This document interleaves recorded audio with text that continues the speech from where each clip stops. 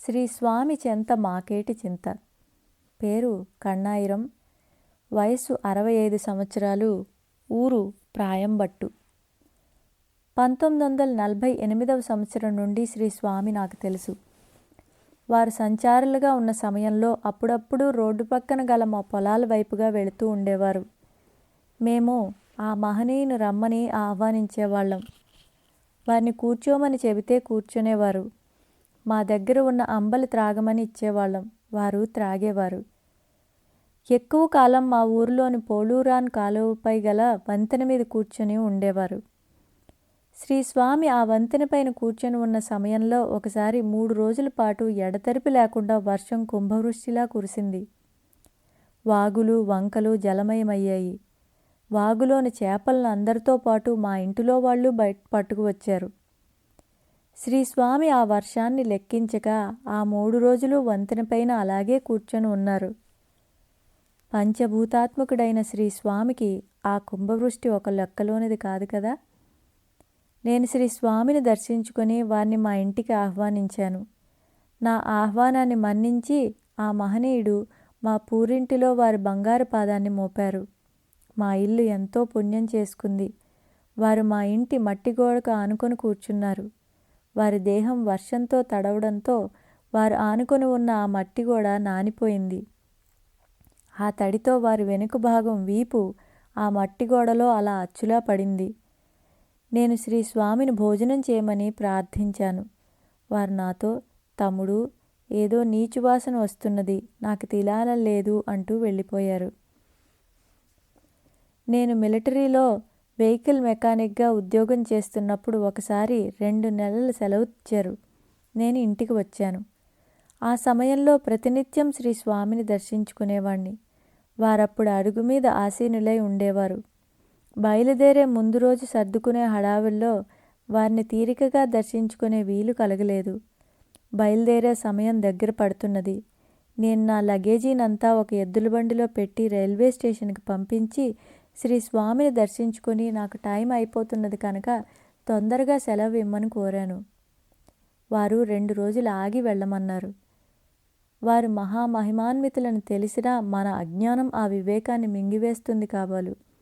వారికి నా విషయం ఏమీ తెలియనట్లు నేను ప్రభుత్వ ఉద్యోగినని, డ్యూటీకి వెళ్ళి తీరాలని దృఢంగా అన్నాను. తర్వాత వారి కోసం టీ తీసుకొని వెళ్ళాను. నేను ఏది సమర్పించినా ఎప్పుడూ స్వీకరించే శ్రీ స్వామి ఆ రోజు నేనిచ్చిన టీ త్రాగలేదు. పక్కనే ఉన్న ఒక పాత్రలో దాన్ని వంపేశారు. నేను మళ్ళీ వెళ్ళి టీ తీసుకొని వచ్చి వారికి సమర్పించాను. వారు దాన్ని చేతిలోకి తీసుకున్నారు కానీ త్రాగకుండా పక్కన పెట్టేశారు. నేనేదో అపరాధం చేశానని నాకు అనిపించింది. ట్రైన్ టైం అవడం వల్ల నాకు అసహనంగా కూడా ఉంది. శ్రీ స్వామి ఎంతకు సెలవు ఇవ్వకపోవడంతో నేను వారితో వెళ్ళి వస్తానని చెప్పాను. అప్పుడు ఆయన, నొయ్యరిసి కొది తాంగాదప్ప, నూకల బియ్యం మరగ కాస్తే తట్టుకోలేదు అని మళ్ళీ, మనం ఎంత చక్కగా గొర్రెను పెంచినా అది మనల్ని నమ్ముతుందా? కసాయివాణ్ణే నమ్మిపోతుంది, దాని ఆత్మ విడిపోతుంది అన్నారు. శ్రీ స్వామి మాటలేవీ నాకు అర్థం కాలేదు. సమయం మించిపోతున్నది కనుక బయలుదేరుతానని వారికి చెప్పి వారి అంగీకారం లేకుండానే బయలుదేరి వెళ్ళాను. శ్రీ స్వామి సన్నిధి నుంచి బయలుదేరానన్న మాటే కానీ వారు సెలవు ఇవ్వకుండా నేనే వారి వద్ద సెలవు పిచ్చుకొని వచ్చానన్న బాధ నన్ను వెంటాడుతూనే ఉన్నది. మనసంతా చాలా అలజడిగా ఉన్నది. పరిపరి విధాల ఆలోచనలు వస్తున్నాయి. ఆ ఆలోచనలు చికాకులతోనే రైలు ఎక్కాను. మిలిటరీ వారికంతా ఒక బోగీ ఏర్పాటు చేశారు. నేను అందులో ఎక్కాను. మరుసటి రోజు రాత్రి సుమారు 12:30 గంటల సమయంలో భోధ్పూర్ స్టేషన్లో మేము ప్రయాణిస్తున్న రైలు ఒక గూడ్స్ రైలుతో ఢీకొన్నది. సరిగ్గా నేను ప్రయాణిస్తున్న బోగీ మా ముందన బోగీల నుండి విడివడి మా వెనుకనున్న బోగీలతో సహా 1 కిలోమీటర్ వెనుకకు వెళ్ళింది. చాలామంది గాయాల పాలైనారు. కొందరు ప్రాణాలు కోల్పోయారు. నా పై బెర్త్ మీదున్న వ్యక్తి వచ్చి నాపై పడ్డాడు. నా పై పళ్ళన్నీ రాలిపోయాయి. అంతకు మించి దెబ్బలేమీ నాకు తగలలేదు. అసలు ఆ యాక్సిడెంట్ నుంచి నేను బయటపడడం అన్నది చాలా చిత్రమైన విషయం. నేను శ్రీ స్వామి మాట వినకపోయినా వారెంతో కరుణతో నన్ను అంత పెద్ద యాక్సిడెంట్ నుంచి కాపాడారు. అధికారులు మమ్మల్ని అందరినీ కలకత్తా చేర్చారు. నేను సిలిగురి మిలిటరీ క్యాంపుకు చేరాను. ఆ సమయంలో హిందూ ముస్లింల ఘర్షణలు జరుగుతున్నాయి.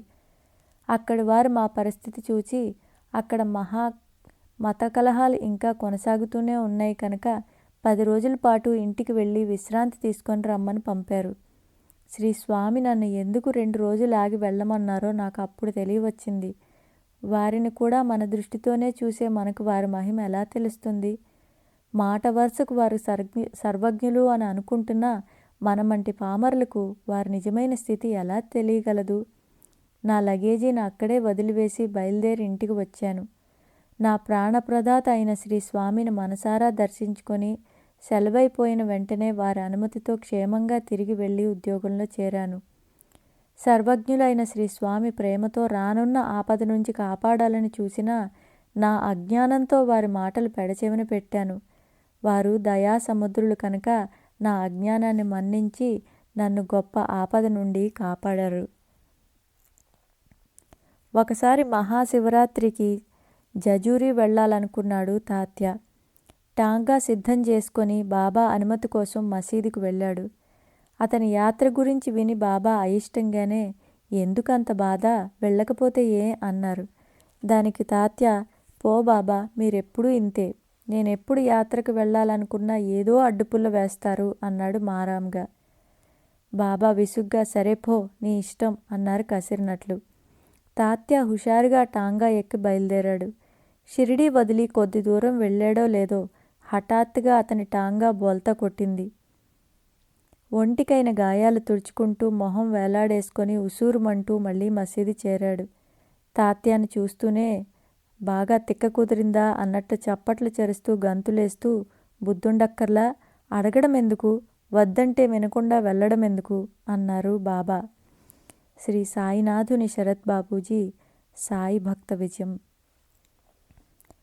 శ్రీ స్వామి సంచరిస్తున్న సమయంలో ఒకరోజు మా పొలం వైపుకు వచ్చారు. ఆ సమయంలో మేము మా పొలంలో కలుపు తీస్తున్నాము. శ్రీ స్వామి నాతో, ఆ తొల్లిక ఇటివ్వు, నేను కలుపు తీస్తాను అంటూ కలుపు తీయడం ప్రారంభించారు. కలుపు తీస్తున్న సమయంలో నిన్నెక్కడో చూశానే అన్నారు నాతో. నేను వారితో, ప్రతిరోజు మీరు ఆ రోడ్డులోనే వెళతారు కదా, నేను ఇక్కడే ఉంటాను కదా స్వామి అన్నాను. వారు వెంటనే, అలా కాదు, నిన్నెప్పుడు ఇలా పని చేస్తూ ఉండగా చూడలేదు, ఇప్పుడే చూస్తున్నాను అన్నారు. ఒకసారి నాతో, రేయ్, నువ్వేమిటి ఊరికే ఇటు అటు తిరుగుతూ తొందర పెడుతున్నావు, పాములు, బల్లులు, మండ్రగబ్బలు, పురుగులు కుట్టేస్తాయి, నేను ఎలాగైనా వెళ్ళగాను, నువ్వు వెళ్ళొద్దా దారిలో అన్నారు. వారు ఏ విషయం గురించి అలా చెప్పారో నాకు అర్థం కాలేదు. నేను వారికి చెప్పకుండా ఏ పని చేసేవాణ్ణి కాదు. శ్రీస్వామి ఏటిలో కూర్చొని ఉన్నప్పుడు ఉన్నట్లుండి వరద వచ్చేది. శ్రీస్వామి కూర్చున్న చోట వారిని అంటకుండా పక్కకి తిరిగి ప్రవహించడం నేను చాలాసార్లు చూశాను. ఆ చుట్టుప్రక్కల నివసించే వారిని అలా ఏరు ప్రక్కకి తిరిగి ప్రవహించడం, ఎంతో ఉధృతంగా ఉన్న ఆ ఏటిలో శ్రీస్వామి ఎంతో నింబాదిగా నడిచి వెళ్ళడం, ఒక్కోసారి శ్రీస్వామి ఏరు దాటేటప్పుడు ఆ ఏరు రెండుగా చీలి శ్రీస్వామికి దారి ఇవ్వడం సర్వసాధారణమైన విషయం. అలవికాని ఆనందం. పేరు అదయ్య ఒడియార్, వయస్సు 72 సంవత్సరాలు, ఊరు సోమందపుత్తూరు. శ్రీస్వామి విల్వారణిలోని నక్షత్ర కోవెల దగ్గర ఉన్న ఒక బండపై ఆసీనులై ఉండగా వారిని నేను మొట్టమొదటిసారిగా దర్శించుకున్నాను. మా గ్రామం చేరుకున్న పుణ్యఫలంలా తర్వాత 2 నెలలకు వారు మా గ్రామానికి వచ్చారు. నేను వారికి నమస్కారం చేసుకున్నాను. వారు వచ్చి మా ఇంటి అరుగుపై ఆసీనులైనారు. మా కుటుంబంపై వారికున్న కరుణకు మురిసిపోతూ నేను వారిని ఏదైనా ఆరగించమని వేడుకున్నాను. వారు సరేననడంతో నేను వారికి వడ, ఇడ్లీ సమర్పించుకున్నాను.